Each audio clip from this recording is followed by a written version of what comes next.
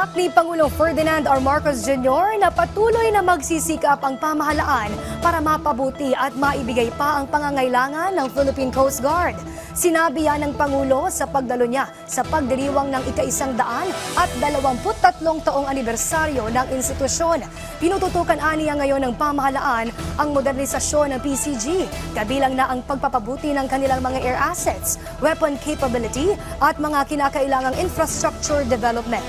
Pinuri rin niya ang institusyon sa pagiging kalmado nito sa pagtugon sa mga panggigipit na nararanasan nito sa katubigang sakop ng Pilipinas. Binigyan din ng punong ehekutibo na pinatutunayan lamang ng PCG ang totoong lakas nito, hindi sa pagiging agresibo kundi sa pamamagitan ng maayos na dialogo.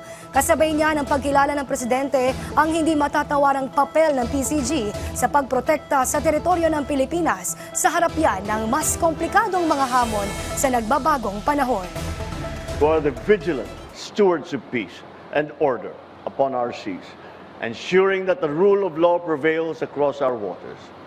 In the face of tension, it is your calm resolve that prevents disputes from turning into conflicts, demonstrating to the world that embracing dialogue and cooperation is the true essence of strength. This is manifested as well by our awardees, to whom I express my gratitude and my deepest congratulations.